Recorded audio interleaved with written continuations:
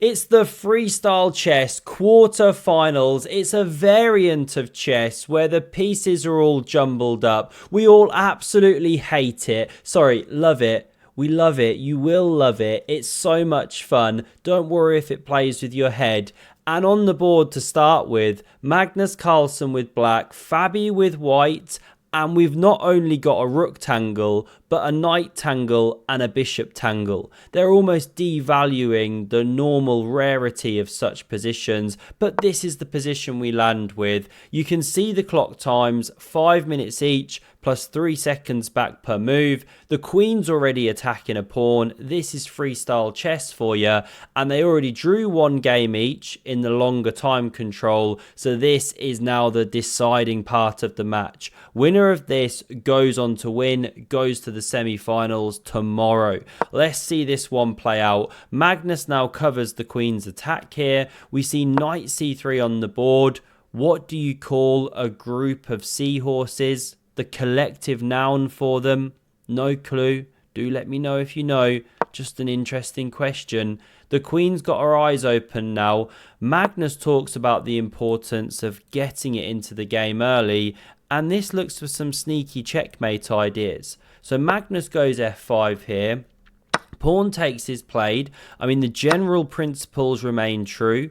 Develop pieces, open their eyes, but it's so difficult to understand structures and timing of different things. You know, f4's best right now, but Fabi jumps here. He does threaten checkmate in 1, looks all over the place. Never look your opponent dead in the eye when you threaten mate in 1. They're less likely to see it. But Magnus does spot it. He is the world number uno. Now f4's played. Stops e5. Oh, does it? Magnus pushes it anyway. What a final boss of chess. Queen recaptures here.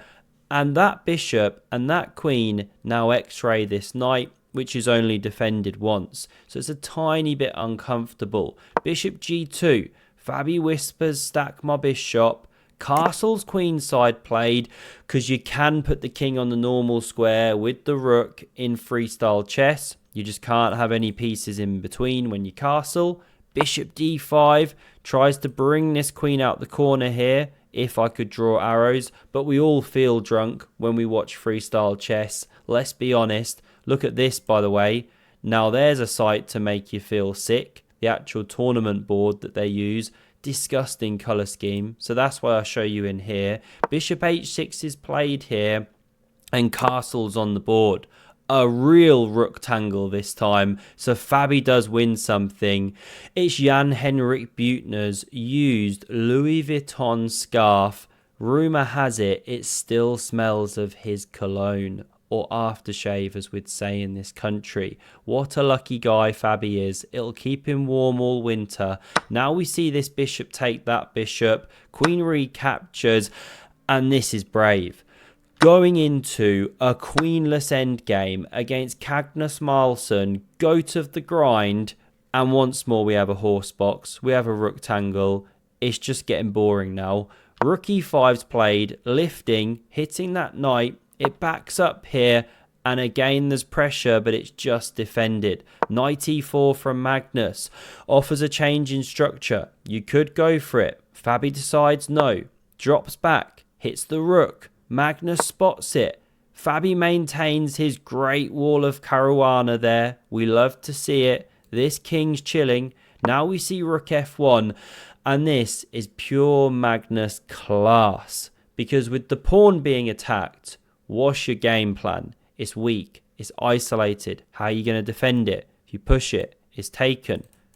Rook f8, right? It's the natural move. But it's a bit passive. Playable, but a bit passive. Magnus plays rook g8. Magnus Goatsson in full flow. If you take the pawn here, didn't happen, then this is the tactical point. This rook's overloaded. You can take, and yes, you can pick up 2 minors for the rook. Normally good, but this is the sting at the end of the tail. This is why black emerges a rook for a minor piece ahead. You can also block the back rank checkmate, not getting back ranked, branked.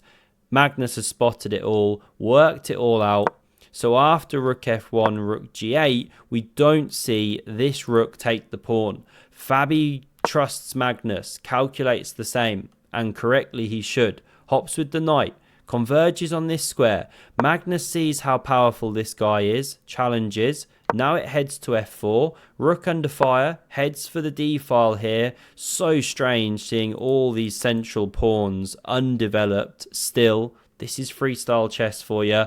Bishop e3 is played here, and after pawn b6, given a bit of luft, taking a key square, we now see Fabi challenge the only open file on the board.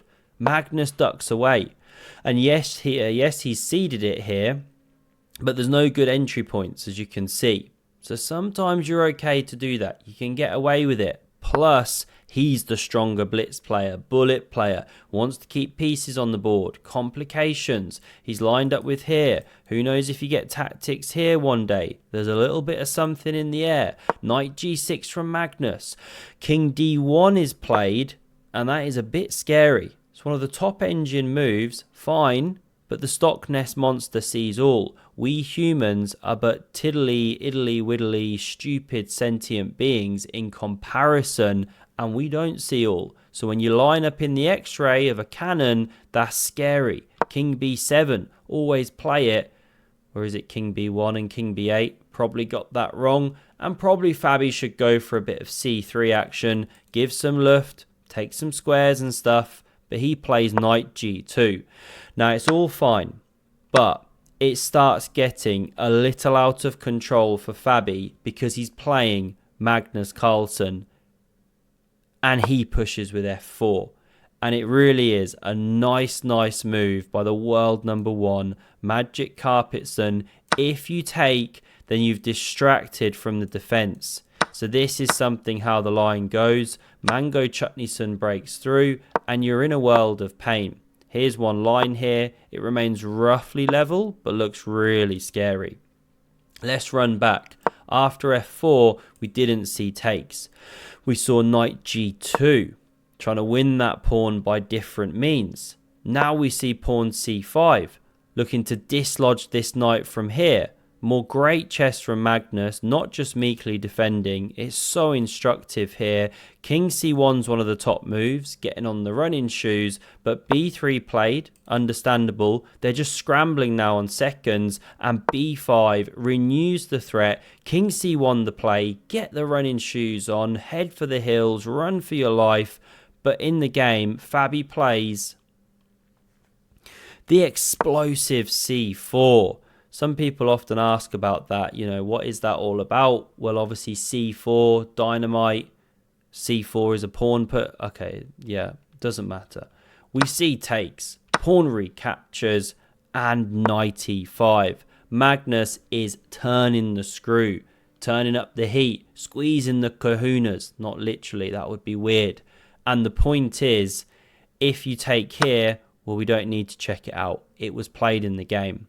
Let me show you the best move. It was rook takes. This is so far from obvious, not a natural recapture. When you're low on time, leave this one back here, leave the rook blocked off. But this is the play, because now if knight takes here, you play this one, and there's a check. But okay, who's seeing all this when you're on seconds, when the pieces are on weird squares, the kings are on weird squares, the pawn structure's unfamiliar. You just don't see these patterns so readily. Anyway, we didn't see rook takes. Knight takes played. Now knight takes on c4. And how are you defending d2? I mean, it's such a weird position that on move 28 or 29 or whatever, d2 would be collapsing. We now see rook g7. Fabi desperate for the counterplay, but Magnus crashes through. And with it, the c-pawn's rumbling.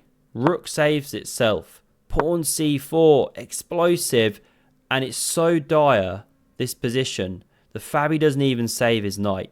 Something like knight b4 looks natural. I'd blitz that out in a second, but then this is the problem. Check, discovered check, and you're fossilized. Smoke clears, you're in exchange ahead, and you still have all the pressure. This knight's almost looking a bit trapped. Horrible. That's why rook e5's the best move. preparing stuff like a5. Let's run back. Fabi didn't go knight b4. He played king c2, but this is when you know you're in dire straits. Giving an entire piece. You don't even have to move the knight yet and then lose this one. You can check. This one heads back, keeping the pressure on. You move. I take your knight, but no. Knight f3. Still you can't take. You're in a pin. Now your rook's also attacked, so Fabi saves it. But now the seahorse spawns once more. Check, and we see resigns. Because this king can't actually move to any of these squares. The knights cover all of them. So you have to step to the c-file. One of these two. Doesn't matter where you go, because then you run into the discovered check here and you win an entire knight. Now you're what? 2 knights ahead. Completely game over.